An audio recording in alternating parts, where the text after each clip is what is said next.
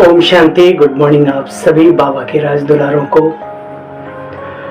वर्तमान फरिश्ते स्वरूप में रहकर के ब्राह्मण जीवन सफल करने वाले, भविष्य में सर्वोच्च राज्य पद की प्राप्ति करने वाले मीठे मीठे बहनों और भाइयों, बीते हुए कल की मुरली आप सभी ने सुनी होगी। मीठे बच्चे, ये जंतर मंतर तंत्र जादू टोने बच्चे, ये सब प्रभु के खेल खिलौने बच्चे कोई काम आने वाले नहीं है। मुझे याद आया, दुनिया में भी चाहे भक्त प्रहलाद हुए, ध्रुव जी हुए, शक्तियां बहुत सारी हुई हैं, देश के ऊपर न्यौछावर होने वाले वीर महापुरुष, भक्ति मार्ग में बड़े बड़े धुरंधर महाप्रतापी योगी सन्यासी राज ऋषि कहेंगे क्या कहेंगे, ये सभी लोग जो प्रभु प्रेम में जिन्होंने अपने जीवन को सफल किया, देश प्रेम में अपने जीवन को सफल किया, और आज हम सभी प्रभु की प्राप्ति का मार्ग ही नहीं, प्रभु प्राप्ति करने वाले दिव्य अलौकिक आत्माएं।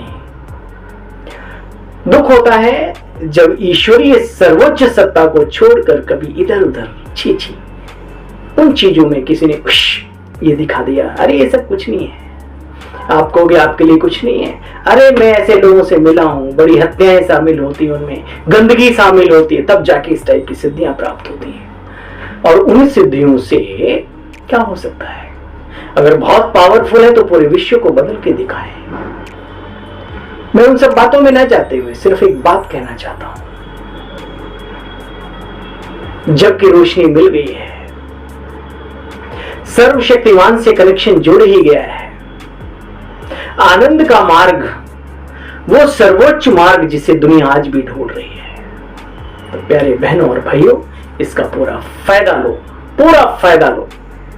गजब की ताकत है, अजब की ताकत है। आप खुद कहां दर दर भटक रहे हो, बस अपने दरबार में आ जाओ खुद के, और उस खुदा के साथ रिश्ता जोड़ लो, जिसे लोग मानते तो हैं, जानते नहीं, और आप हम जानते हैं।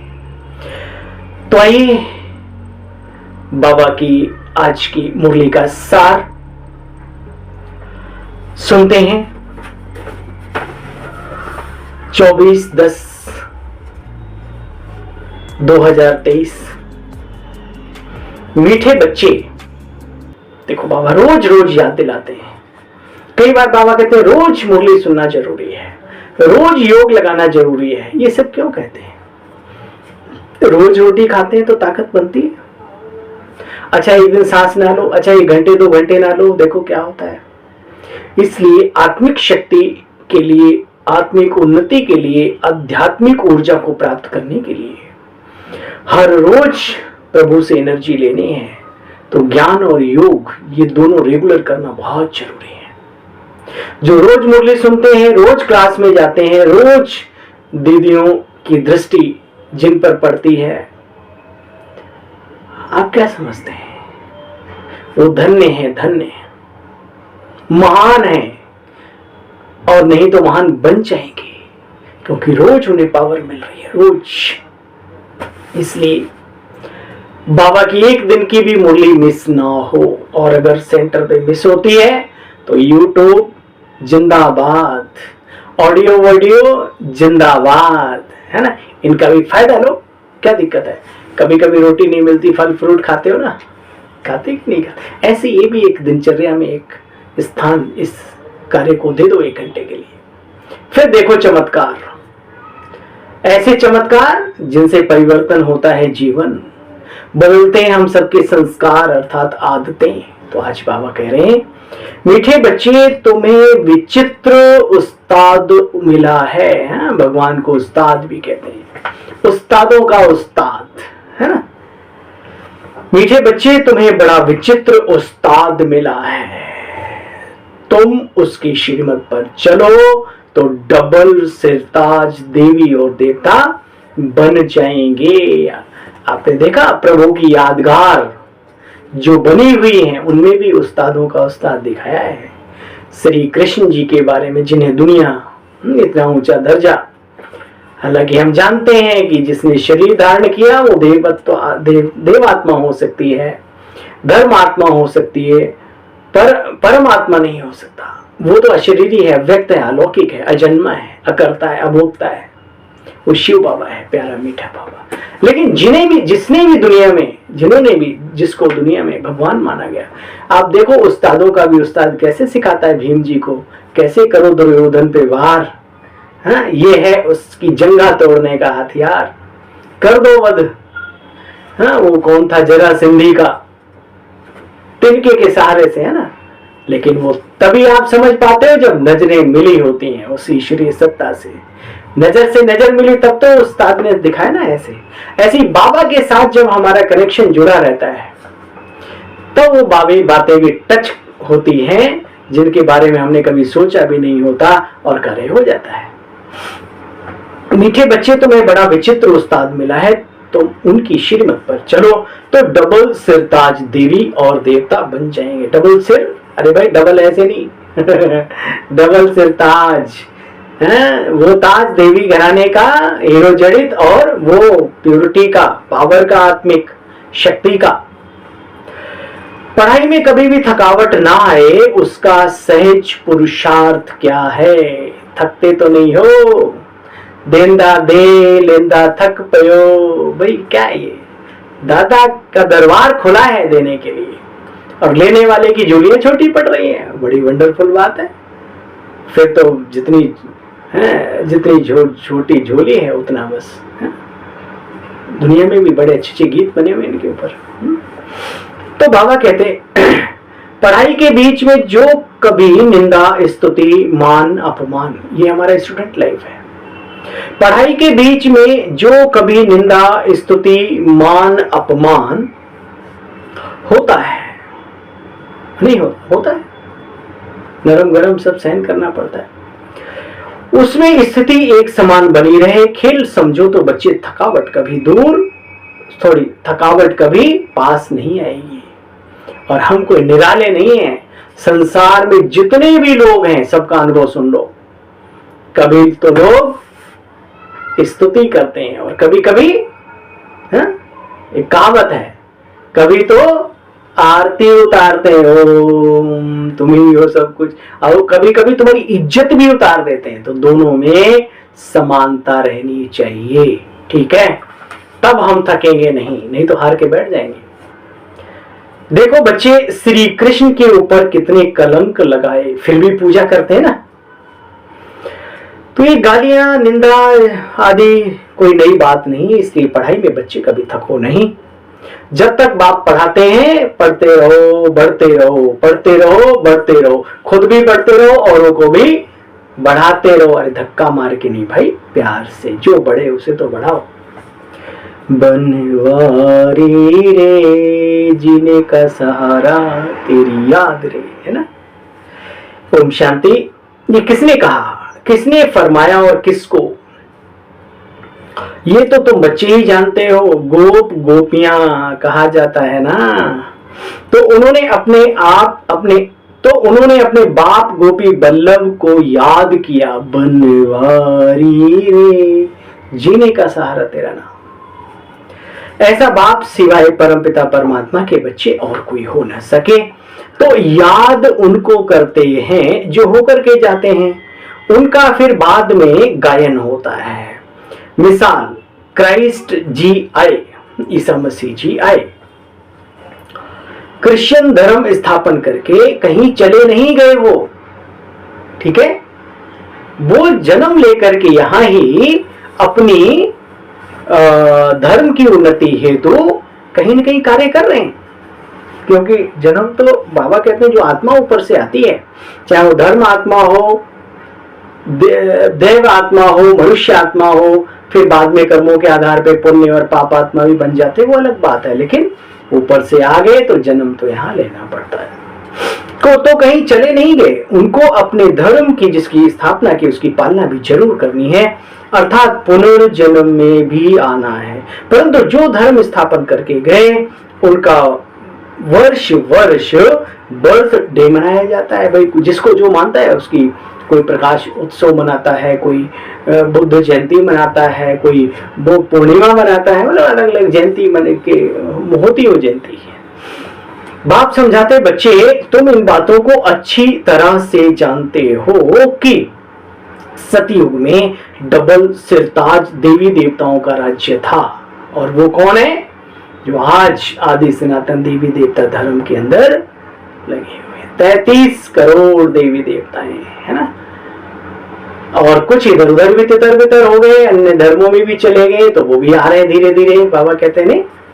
और बाबा कहते बच्चे देखो, डबल सिरताज सतयुगी देवी देवताएं थे, पवित्रता का ताज और रतन जड़ित ताज भी था। विकारी राजाओं को सिर्फ रतन जड़ित ताज होता है, डबल ताज वालों की सिंगल ताज वाले पूजा करते, परंतु कब हो करके गए ये कोई भी जानते नहीं। देखो कितने दिव्य और भव्य श्री लक्ष्मी श्री नारायण के मंदिर बने हुए, पूजा अर्चना होती है, कीर्तन संगीत सब चलता है।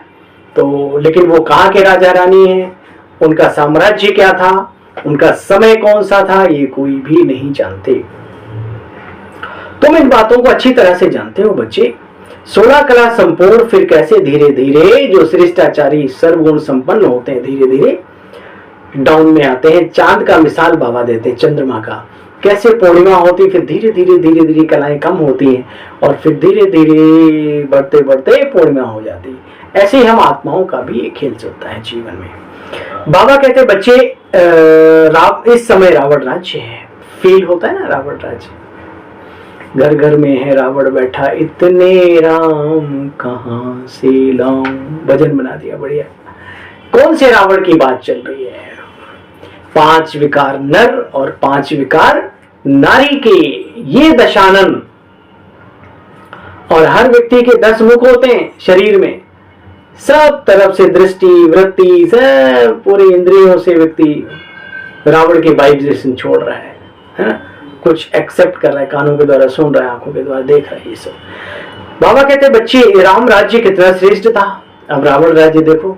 आज की तरक्की ताज कुछ निराले हैं। आज है कहावत है, सड़कों पे उजाले और घरों में अंधेरे, रोडों पे उजाले हैं। अंदर से व्यक्ति चरित्रहीन, दृष्टि वृत्तिहीन, क्या कहेंगे, बिल्कुल खोखला, और बाहर से क्या पूछो, बर्फ की सिल्ली देखिए आपने भीतर ही भीतर, और बाहर से तो ये स्थिति हो गई है, मनोबल डाउन हो गया है। छोटी मोटी परिस्थितियां भी आती हैं, उनमें व्यक्ति पार डाउन। तो बाबा कहते अभी देखो कितने भ्रष्ट बन गए हैं। श्रेष्ठाचारी भारत को स्वर्ग, पैराडाइज, जन्नत आदि कहा जाता था, अब वही धीरे धीरे क्या हाल हो गया। भगवान कहते बच्चे, निराकार शिव भगवान वाच, मैं आया हूं भ्रष्टाचारी राज्य को श्रेष्ठाचारी बनाने। सामने यादव कुल भी है, यादव मीन्स वो जाति है और उससे नहीं। बाबा ने कहा जो हमारी श्रीमत पर चलते हैं वो क्या है, पांडव कुल, और जो वैज्ञानिक जो बड़े बड़े शोध कर रहे हैं और इस दुनिया को ही समाप्त करने के लिए बहुत सारा मटेरियल उन्होंने इकट्ठा कर दिया, वो हो गए जैसे यादव कुल के। वो दिखाया ना कि अपने ही वंश का नाश, तो ये मानव वंश का क्या करेंगे, मनुष्य ऐसे है ना अपने द्वारा ही तैयार कर रहे हैं मिसाइल्स वगैरह है। वो मूसल दिखाए पेट से, यहाँ मिसाइल बात देखो एक जैसी है, और मिसाइल भी कैसी होती है, मूसल के समान ही बनी होती है। दूसरा, कौरव जो कुरीतियों पर चलते हैं, ईश्वरी की मत को नहीं मानते, ना जानते, कुकर्म करने वालों को या कुरीतियों पे चलने वालों को, कर्मों से हीन मनुष्य आत्माओं को परमात्मा कहते। वो कौन है, कौरव पांडव। और वो कौरव वो पांडव श्रीमत पे चलने वाले, और उस टाइप की जो लोग ऐसी ऐसी चीजें बना रहे हैं विश्व के विनाश की, वो यादव कुल। देखो बाबा कैसे सिस्टेमेटिक समझाते हैं। देखो बच्चे, यादव कुल भी है, कौरव कुल भी है। यादव कुल में भी अनेक धर्म, ऐसा नहीं किसी एक, जो भी उस क्षेत्र में जाते हैं ऐसा कार्य शोध करते हैं तो बाबा उनको यादव कहते हैं। भगवान कहते बच्चे देखो, सारी दुनिया को श्रेष्ठाचारी बनाना एक बाप का काम है, एक बाप का ही काम है। फिर उनकी पालना करने के लिए तुम बच्चों को ऊपर से भेज देते हैं। तुमने जो दैवी धर्म की स्थापना करने में मदद की है, तो फिर पालना भी होती है। जाकर के पालना करो, ऊपर से बाबा भेजता है। कोई कहते हैं, कोई कहते नहीं ऑटोमेटिकली ये ड्रामा बना होता है, ऐसा नहीं ऊपर से बाबा धक्का मारता है आत्मा हो जाओ सतयुग में, नहीं। तुम श्रेष्ठाचारी बन जाएंगे, सृष्टि भी सतो प्रधान श्रेष्ठाचारी बन जाएगी। जब आत्मा श्रेष्ठ हो जाती तो ये वाइब्रेशन उसके काम करते हैं, ये सृष्टि भी पावन बन जाएगी, श्रेष्ठाचारी बन जाएगी, अंग अंग से रूहानियत की खुशबू फैलेगी। देखो बच्चे, जानते तो हो अभी तो 5 प्रकृति के तत्व भी कितने तमो प्रधान है, कितनी उथल पाथल होती रहती है उस प्रकृति में भी और इस प्रकृति में भी। क्या डाल रहे हैं इसमें, यूरिया और केमिकल और पता नहीं क्या क्या है ना, इसलिए टेंशन ना उधर की हलचल में ना इधर की हलचल में, निश्चिंत ड्रामा को साक्षी होकर देखना और अपने ड्रामा को भी साक्षी होकर देखना और आगे बढ़ते रहना, बस चलने का नाम जिंदगी है। मनुष्य कितने दुखी होते हैं, करोड़ों का नुकसान हो जाता है जब कोई उथल पाथल होती है। बच्चे, ये उपद्रव प्रकृति की तरफ से या मनुष्य आत्माओं की तरफ से सतयुग आदि में नहीं होते। तुम बच्चे जानते हो जमुना का कंठा होगा। अब जमुना का कंठा, हाँ?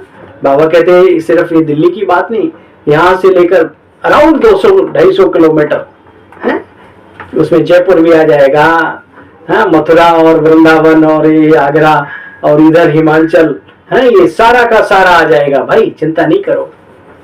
वो साम्राज्य होगा श्री कृष्ण का, जहां जन्म होगा, तो बहुत अराउंड 200-250 किलोमीटर बाबा ने कहा। तो बच्चे, इन बातों को तुम अच्छी तरह से जानते हो। अजमेर में जाओ, देखो बैकुंठ का मॉडल भी दिखाते हैं, समझते कुछ भी नहीं। सोने के महल आदि बनाने में वहां कोई देरी नहीं होती बच्चे, मशीनरी पर झट गलाकर टाइल्स बना देते हैं सोने की लगा देते हैं। तो बच्चे जानते हो जो साइंस यहाँ विनाश के लिए है, फिर जो प्यूरिफाई होते होते सतयुग में यही साइंस हमारी नई दुनिया में काम आएगी। एरोप्लेन आदि भी देखो बच्चे खुशी के लिए मनाते हैं, फिर उनसे विनाश भी करते हैं। बच्चे, तुम्हारे वहां पर कोई भी दुखदायी चीज होती नहीं। बाप कहते बच्चे कभी भी घबराना नहीं, थकान नहीं होनी चाहिए। श्री कृष्ण के ऊपर कैसे कैसे कलंक लगाए, रुक्मिणी को भगाया, फिर ये किया, फिर वो किया, फिर उनकी पूजा भी करते हैं ना।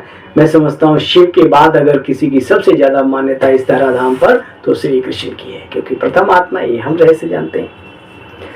अनेक बातें लिख दी हैं बच्चे, परंतु ऐसी बातें तो सतीवी संसार में होती नहीं है ना, उनके पीछे भी एक आध्यात्मिक रहस्य है, उन चीजों को लोग नहीं जानते, स्थूल रूप में वर्णन कर देते और सुनने वाले सुन लेते, मान भी लेते हैं।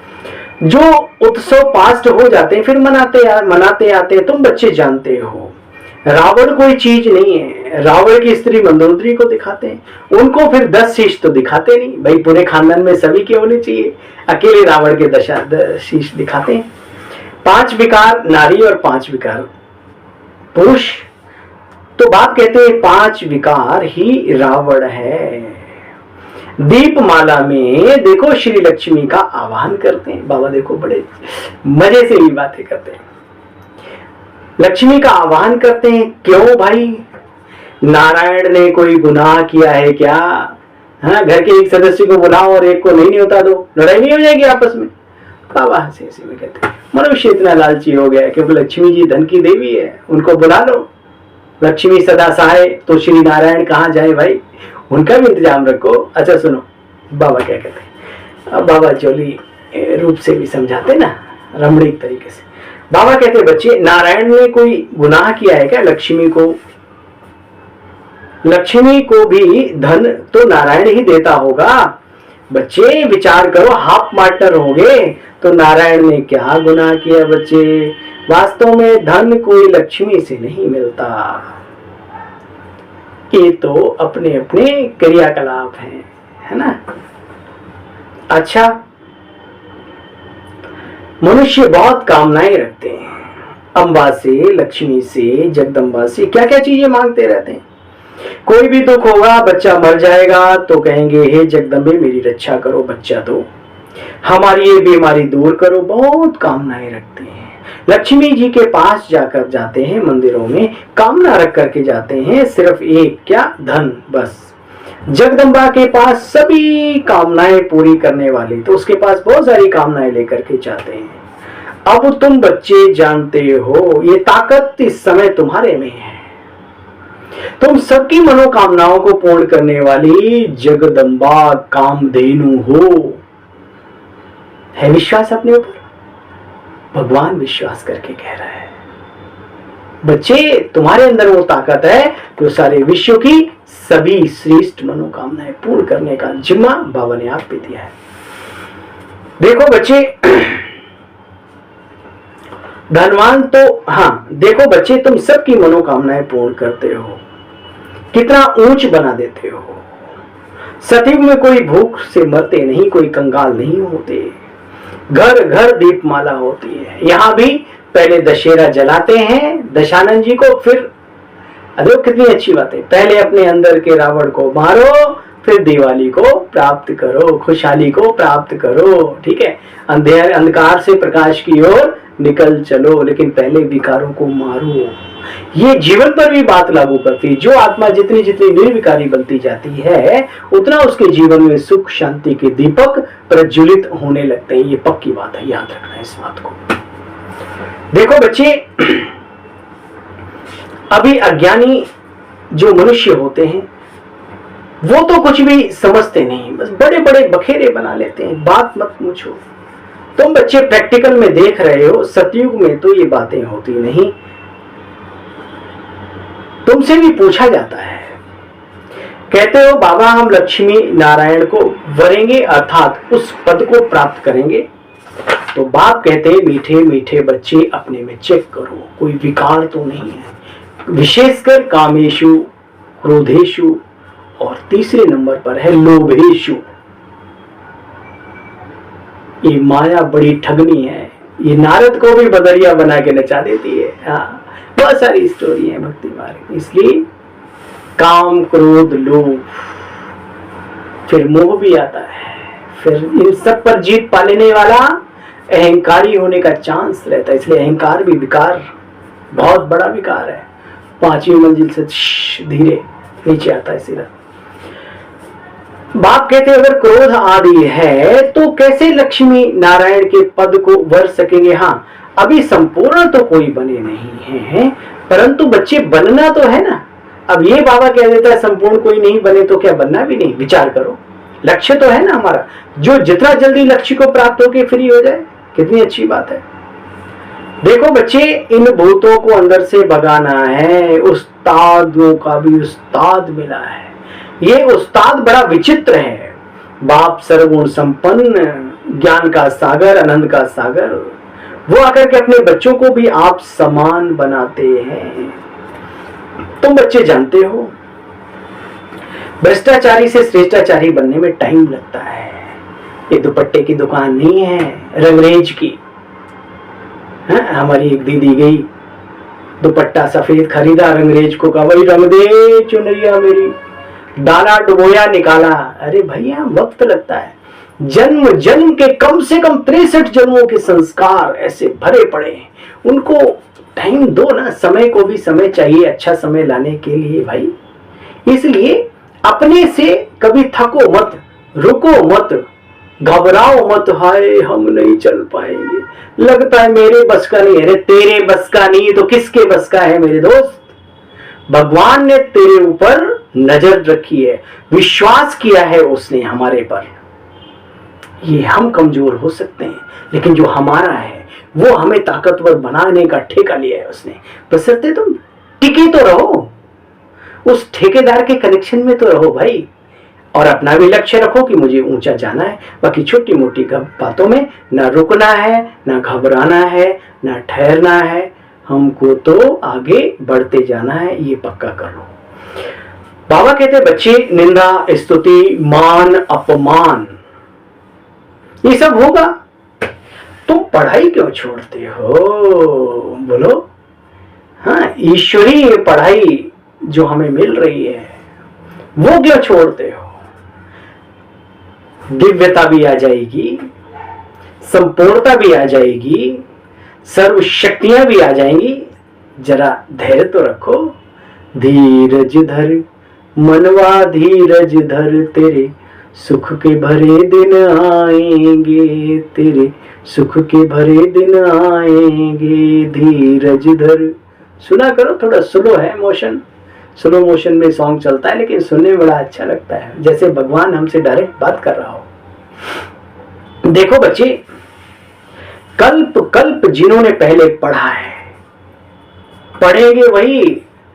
बहुत बच्चे चलते चलते कहते हैं बाबा हम चल नहीं सकेंगे। क्यों नहीं चल सकेंगे भाई? बैकबोन, हमारा सच्चा मित्र, साथी, दोस्त कौन है? जरा नजर तो मारो। देखो बच्चे, तुम पढ़ाई क्यों छोड़ते हो? थक कर क्यों बैठते हो? ये सब खेल है, खेल। क्या? एंजॉय करो, एंजॉय। बॉल आएगी नहीं, बल्ला किसमें? अपनी खोपड़ी में मारोगे। बॉल आएगी नहीं, बल्ला लगेगा नहीं, नंबर कैसे बनेंगे बताओ? तो जिंदगी में समस्याओं की बॉल आ रही है, आने दो, स्वागत करो, मारो टट। बाबा ने कला सिखाई ना, देखो फिर कितने नंबर आगे जाते हो। अच्छा, ये भी खेल है, खेल। अच्छा, मीठे मीठे स्किले बच्चों प्रति माता पिता बाप दादा का याद प्यार और गुड मॉर्निंग। हम सब रूहानी, हाँ गुड मॉर्निंग, रूहानी बाप की रूहानी बच्चों को नमस्ते। हम सब रूहानी बच्चों की रूहानी बाप दादा आपको भी नमस्ते नमस्ते नमस्ते। ओम शांति। थैंक यू मीठे बाबा। सर्व की मनोकामनाएं पूर्ण करने वाली कामधेनु अर्थात जगदम्बा बनना है। पूरे जगत की मां जगदम्बा जैसा हृदय रखो। मम्मा को बाबा ने टाइटल दिया हुआ था कितना ऊंचा। दान देते रहो, देते रहो, देते रहो, देते रहो, है ना, कभी कमी नहीं रखो। निंदा स्तुति में स्थिति बच्चे अपनी समान रखनी है। ये सब बातें होते भी पढ़ाई नहीं छोड़नी है। जिसने संकल्प कर लिया दुनिया में भी कि मुझे अपने लक्ष्य को प्राप्त करना है, गोल को हासिल करना है, फिर चाहे कुछ भी हो, वो सुनता नहीं है। मेढक की कहानी सुनी ना? बहुत सारे मेढकों में दौड़ लग रही थी, सुना भाई, आप सुना होगा। एक मेढक पहुंच गया चुपचाप, बाकी कोई 20 से, कोई आधे से, कोई कैसे। भाई मेढकों का मुंह, एक पत्रकार था मेढक, वो भी मेढक था। बोला मेढक जी आप कैसे पहुंच गए? लोग तो तुम्हें पता नहीं क्या क्या कह रहे थे सारे बीच, तुम कैसे पहुंच गए? भाई कूदते छलांग लगाते लगाते। दूसरा मेढक आया, उसका पापा था। बोला पत्रकार महोदय ये दिखता नहीं इसको, ज्यादा अपना लक्ष्य दिखता है, इधर उधर गर्दन नहीं मुड़ती इसकी। बोला अच्छा, तो हमारी बात का जवाब क्यों नहीं दे रहा? बोला भाई ये बहरा भी है। अरे ज्ञान में आगे चलना चाहते हो तो सिर्फ बाबा को देखो सीधा, बोलो गर्दन मेरी खराब है, इधर उधर नहीं दिखता। दूसरा बोलो मेरे कान काम नहीं कर रहे हैं, मैं तो सुनता हूं, बाबा को सुनता हूं, गीत भी सुनता हूं, क्लासे में सुनता हूं, बस बाबा की सुनता हूं, बस बाकी के लिए दुनिया के लिए मैं बहरा हूं। तभी चल सकते हो, वरना ये दुनिया बड़ी जालिम है। दिल तोड़ के नहीं, बाबा से कनेक्शन तोड़ के फिर ठाके मार के हंसती है। अच्छा भाई, निंदा स्तुति में एक समान स्थिति रखनी है। सब कुछ होते हुए भी ये पढ़ाई नहीं छोड़नी, इसे खेल समझकर पार करना है। आज वरदानी बाबा का वरदान है, अपने शक्ति स्वरूप द्वारा अलौकिकता का अनुभव कराने वाले ज्वाला रूप भव। टिमटिमाती लो नहीं, ज्वाला। अपने शक्ति स्वरूप द्वारा अलौकिकता का अनुभव कराने वाले ज्वाला रूप भव। अभी तक बाप क्षमा की आकर्षण है बाबा की। बाप का कर्तव्य चल रहा है, बच्चों का कर्तव्य अभी गुप्त है, लेकिन जब बाप अपने शक्ति स्वरूप में स्थित होंगे, जब आप अपने शक्ति स्वरूप में स्थित होंगे तो संपर्क में आने वाली आत्माएं अलौकिकता का अनुभव करेंगी। अच्छा अच्छा कहने वालों को अच्छा बनने की प्रेरणा तब मिलेगी जब संगठित रूप में आप ज्वाला रूप लाइट हाउस बनेंगे। मास्टर सर्वशक्तिमान की स्टेज पर आ जाए तो सभी आपके परवाने समान चक्र लगाने लग जाएं। इसको दिन में 3-4 बार पढ़ना वरदान को, ठीक है। अगर कुछ पाना है तो इसको पढ़ना। बाबा की आकर्षण तो ठीक है, बच्चे भी बाप समान बन जाएं, फिर क्या कहने। स्लोगन है आज का, अपनी कर्मेंद्रियों को योग अग्नि में तपाने वाले, अपनी कर्मेंद्रियों को योग अग्नि में तपाने वाले ही संपूर्ण पावन बनते हैं। तपा लो अपने आप को, बचा लो अपने आप को। ओम शांति।